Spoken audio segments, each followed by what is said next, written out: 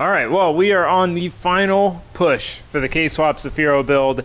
This thing is so close to being ready. It's essentially ready to fire, except for the fact that we can't put oil in it because we can't fit. Yeah, I'm gonna take you down here. We can't fit an oil filter with our turbo manifold, so we need to do an oil filter relocation, which is fine because we need to do oil cooler and stuff anyway. Basically, we're oil lines and filling the dang thing with oil away from trying to start it. So if we don't start it this video, it's gonna be pretty sad. We are still waiting on a couple things, but we have a lot of things. Yeah, like I said, a lot of things. So I always order my fittings through wholesalers that just search and search and search. It's so hard to find the right fittings, like so difficult. Because you'd search a fitting type, it wouldn't come up, and then you'd search something else and find that fitting. You're like, so it does exist, you do sell it. So I went to order a couple of fittings on Holly's website, and they had everything broken down so well that it was just so easy to find everything, and I may have gone a little overboard. I didn't want to be caught out with this time. I didn't want to have not enough fittings to do the job, or I thought I needed a 90 here, but I needed a 120 or a 180. And then we do have a lot of lines to make. So this is almost everything we need. We've got a few more things coming, but the main thing we need and what we're starting with here is going to be our oil filter relocation block. So this one's really cool because it screws on and the fittings come straight out. A lot of them are sandwich plates where it threads on and the oil filter threads onto it, which obviously we don't have room for that because we don't even have room for the oil filter. So we need to get this installed. Before we do that, real quick, I want to knock something else out. I got some fittings from Deechworks to put our pressure gauge in our regulator and put our pressure sensor in the regulator. I want to tidy that up so the fuel system is done and closed off before we dive into this, because I have a feeling we're going to have to unbolt the manifold to get this on. Not going to be the most fun time. So let's get a nice little easy one out the way first. So I had to steal the fittings out of this regulator to put in my Miata because I put a fresh regulator in it. I didn't have the fittings for it. So now we have the fittings, and we're not only going to run just the pressure sensor, but we're also going to have the manual gauge in here too, which will just be nice for, you know, visibly checking pressure, trying to start it or something like that. Just nice to have that quick reference. I'm hoping it fits on the front side here. That should fit.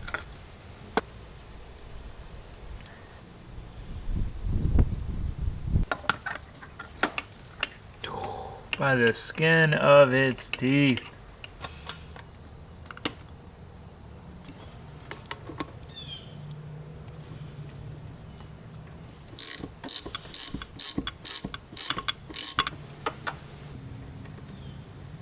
Alright, like I said, easy one out the way. I got a pressure gauge and a pressure sensor. I figured we had the room, we might as well have both. Alright, now to tackle this situation. Well, I guess it's time to see how easy it is to pull all this stuff off. I mean, taking these pieces off a bunch of times.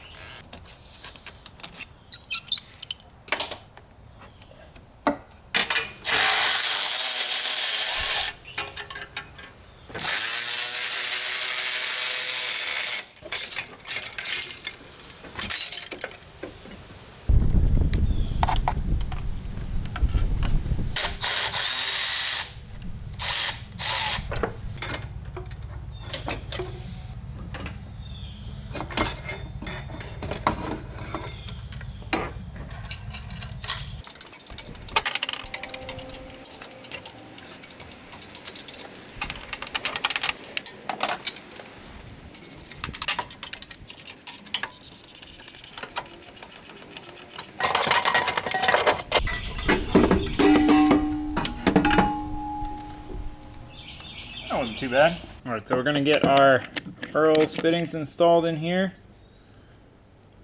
I really hope all this is going to clear. Freaking Earl's everything. We got our Earl's and wrenches. I love these wrenches so much. They're so good. They feel like a quality car part. Like they're just beefy aluminum.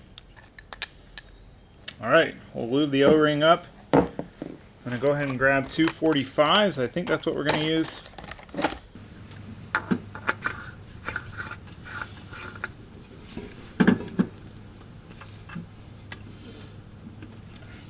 Let's see if we can get the manifold clearing.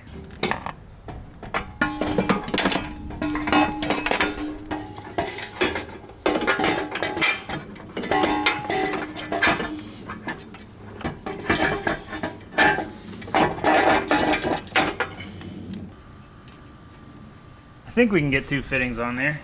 Might need a 90 even. Oh, it is tight, but it works. Definitely got to heat sleeve that, which I did get. Yeah, I think 45s are perfect. So they're gonna just go up a little bit. Gonna come out and pop into that hole there. Where it ended up, as it got tight, is literally perfect. So we're good, we clear. So, and I mean, the metal part is what's close to the header, so I'm not too worried about that. The line will be here. We're still gonna heat sleeve it just to be safe, but really stoked that that fits. That is very exciting. So we can bolt the manifold back on now. All right, manifold's all tightened back down. It's so satisfying how well that fits. The wastegate recirc. Like I said, we got clearance, so we just need to put it back together now. Well, I kind of want to put the turbo back on. Yeah, I'm gonna put the turbo back on. It's not too hard to reach down there past it, but we got something to do to the turbo as well, like everything else. I was so stoked when I saw Holly had this T25 to 10AN turbo flange.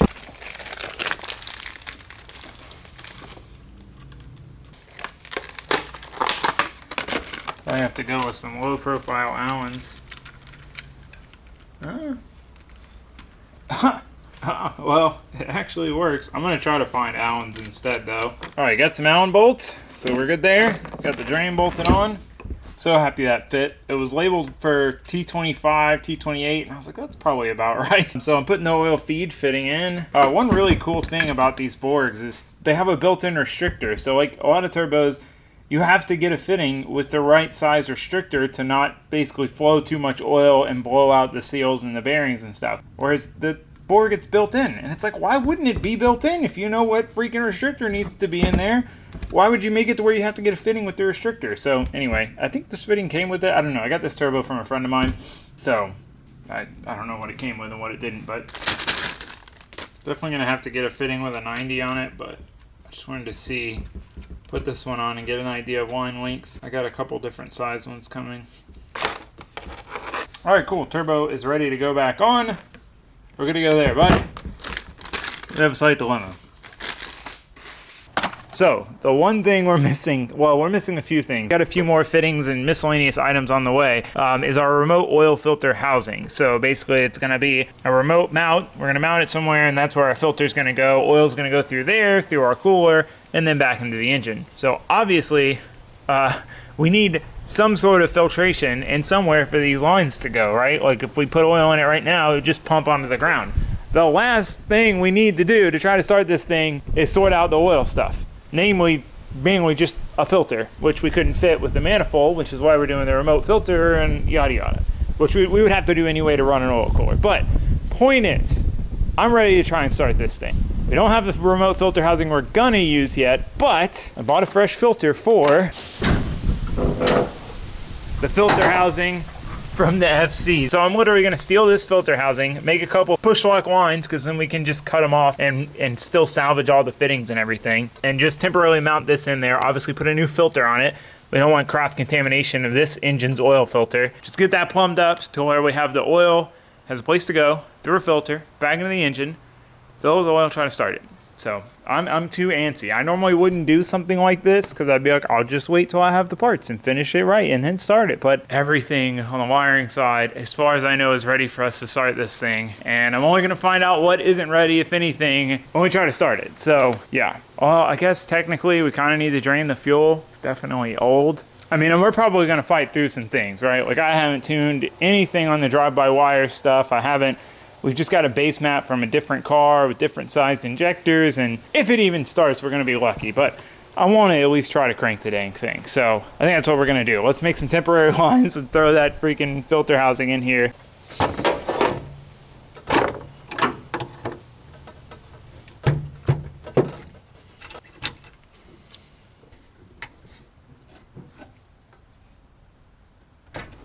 Well, this thing needs an oil change.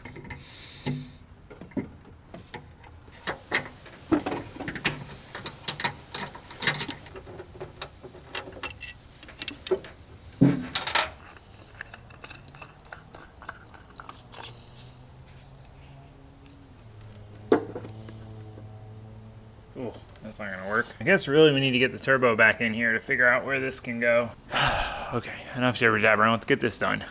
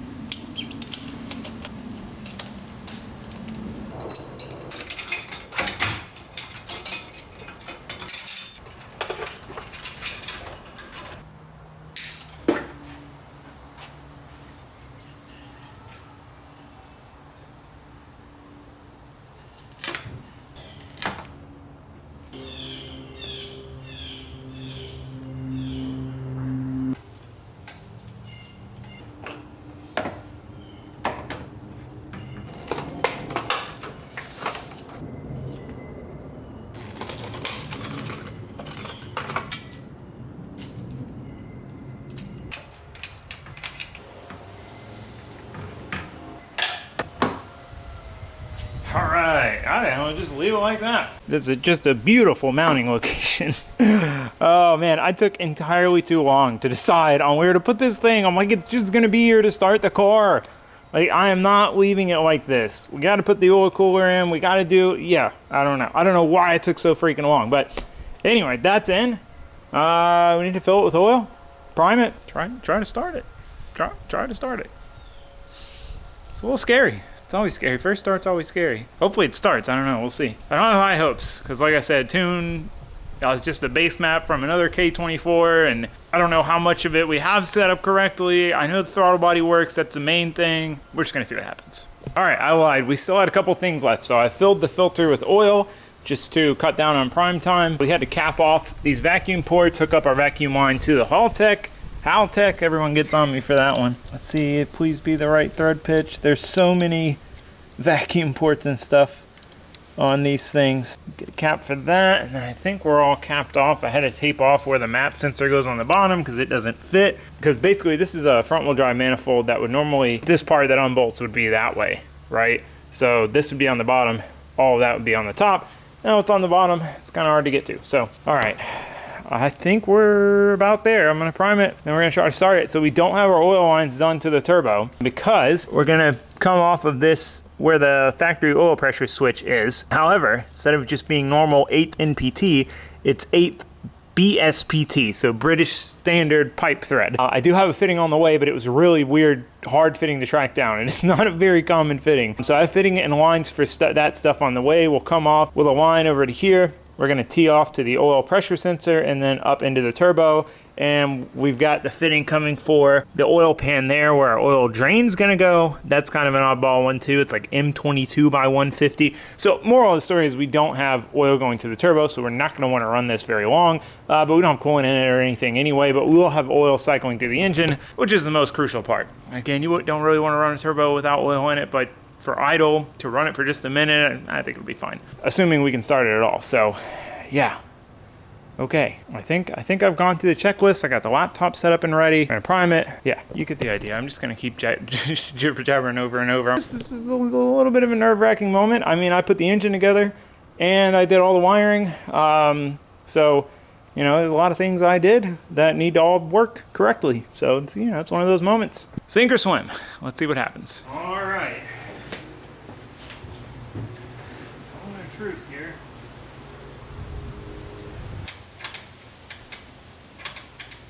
All right.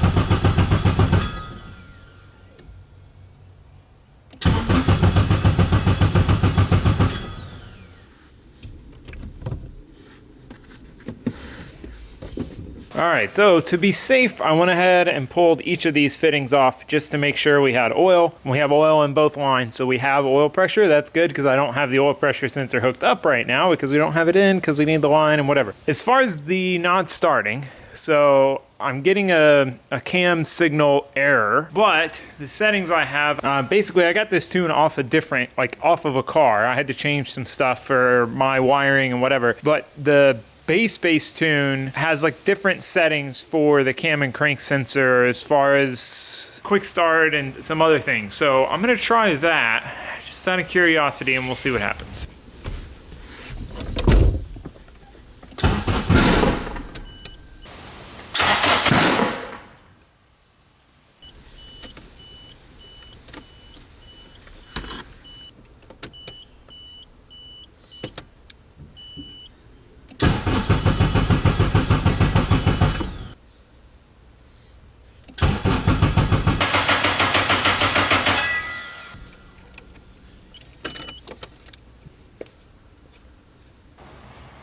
All right, well, that didn't go well.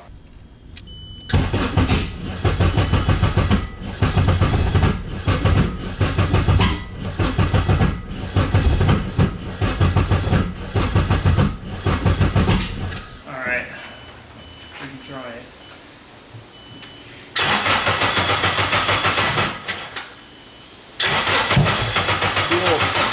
A lot of fuel, sound like, right? Sounded like it was gonna go.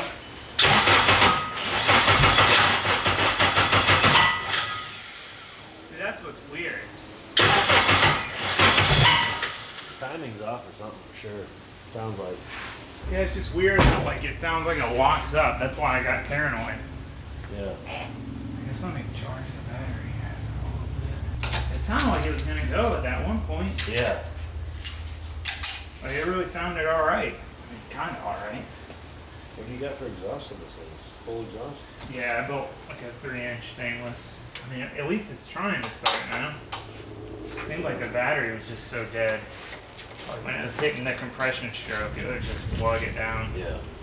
Could be wrong. I've been cranking on this thing for True. all day, and it hasn't seen any alternator current yet. Right.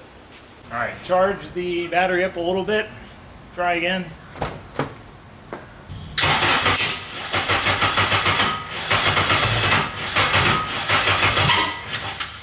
I don't know.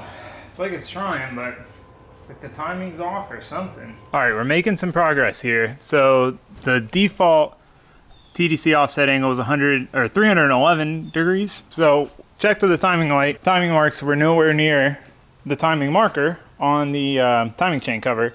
So I switched it to cylinder 2 and they were within the realm. They're not on the marks, but somewhere near it. So anyway, started adjusting the offset angle at 140 degrees. We're within the timing marks, like kind of where they should be. I had to go buy a timing light. Raldo brought a timing light, but it's not often you use a timing light, at least for me. I don't think I've ever used a timing light on an engine like this. So Freddie, Spec Tune Freddie, gave me the tip to put a plug wire in here to get a better read.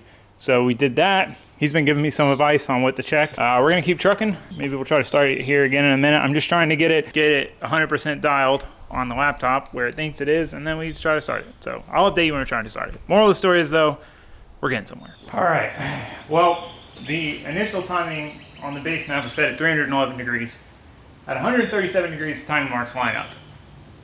Could be that it's 180 out, but if I add 180, we get the same effective result. Like the timing marks are nowhere to be found.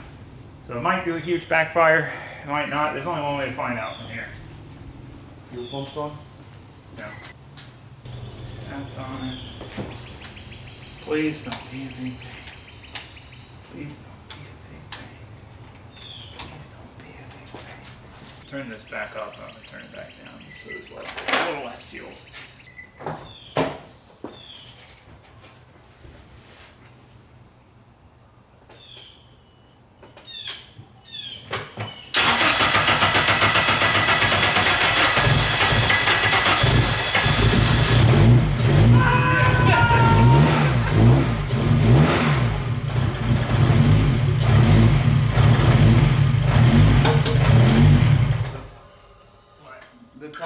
try to go in the All this time fighting. All I need is timing light. It runs! Oh, we do need to check timing now, but it runs! It runs! Oh, I gotta call Bill. Tell him to come over and check it out. He was here for hours yesterday hanging out with me. Sounds good. I mean, obviously besides the little hiccup, but... Yeah, I don't want to run it too long because I don't have oil going to the turbo, but... No, you ran. It ran. You ran. It ran! Man, there's nothing like that. Struggling, hair pulling out, losing sleep trying to think of what it could be, and it really ends up being something pretty simple. It runs. Yeah. Freaking runs, dude. I don't know if I was recording for the really big backfire. The first time I changed the setting to ignore the cam sensor on startup like it said. I mean, the only thing I'm a little puzzled about is I don't understand why the base map's setting for a top dead center offset is so far off of what my engine was. I mean, the base maps I have are all for a K20. This is a K24. I don't really think that's it. I don't know. That confuses me a little bit, but I mean, I checked the timing mechanically, so I don't know. Anyway, it runs. And it runs pretty good. Like, it might not sound like it's running that great because I'm kind of messing with the throttle, but I was messing with everything on that base tune that I got off another car. I mean, I changed the fuel drastically. We've got the pressure set way lower than it was set because it seemed like it was just dumping raw fuel out because it wasn't firing because it was 180 degrees out timing-wise. So regardless, yeah, I'm super stoked. It feels good. I mean, I wish that would have happened first try. It would have if I had a timing light originally and had checked that originally. I really thought the timing light thing wasn't going to do it. I was like, I mean, it's got a keyed trigger wheel. Like, how could the timing be out? You know, it's not like you could put a distributor in backwards or something. Like, it's all keyed to go in one way. I really didn't think that was going to be it, but that was it. And it runs. Gosh, you're so close. Now that it runs, like, it kills me even more that I can't just drive it. We're very close though. We're waiting on a few fittings.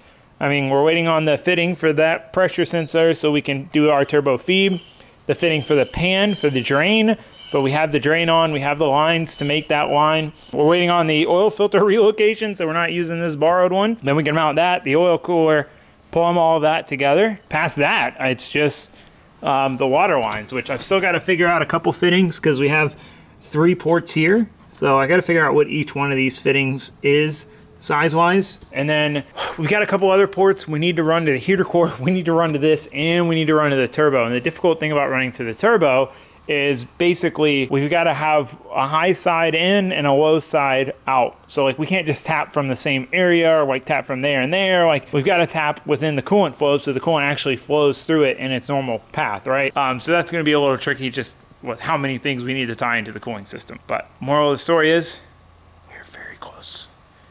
We're so close. We're so freaking close. All right.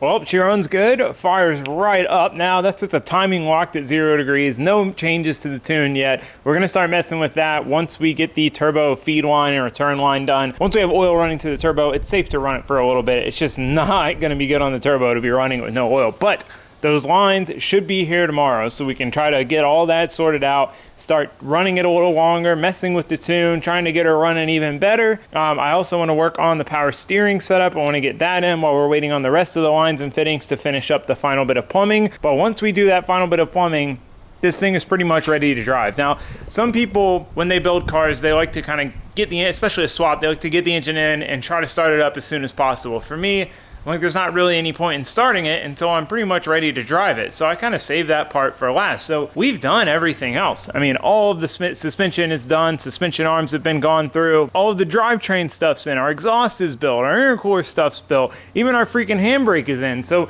the car is really pretty much just ready to drive once we get that last bit of plumbing done. And then after some test driving, once we've made sure everything's good and fixed any oddities that come up when you swap a car, build a whole car from the ground up. All we got to do is pull the wiring harness out, loom it all up, put it back in, mount the ECU, and that's pretty much it. And she's ready to go. So yeah, we're very close to the finish line on this car. We got to throw the front end back on, but you get the idea. The car is pretty much done, aside from a few little plumbing projects and looming up the harness.